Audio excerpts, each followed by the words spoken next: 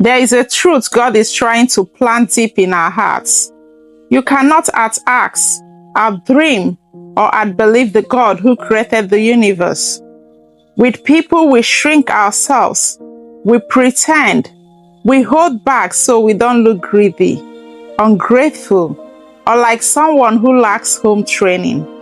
But with God, your Father says, ask, lift your eyes, dream wild, stretch your faith, because as far as you can see, and as boldly as you can ask, He can give.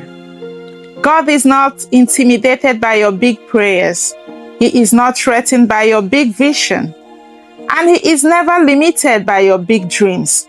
Let's remember 2 Kings chapter 4 about the wife of the late prophet who came to Elisha with nothing but a little jar of oil and a mountain of debt.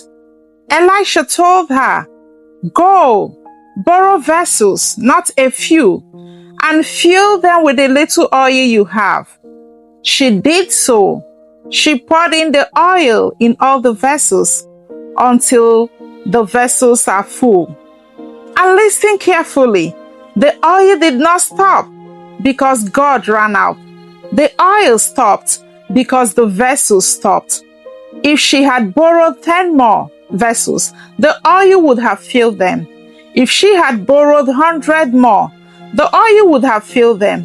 If she had borrowed 1 million, heaven would have poured until everyone overflowed. The miracle wasn't limited by God's power. It was limited by her capacity. The same God says to you today, bring me more vessels, more dreams, more requests, more vision, more faith. Let me feel what you bring. Stop asking small just to stay polite. Stop praying tiny just to look humble. God cannot feel what you refuse to bring. Another example is about Elisha and King Joash. In 2 Kings chapter 13 verse 18, Elisha told the king, strike the ground. The king struck only 3 times, and the prophet cried out, why did you stop? You should have struck 5 or 6 times. Then you will have completely destroyed your enemies. Because he struck small, he won small.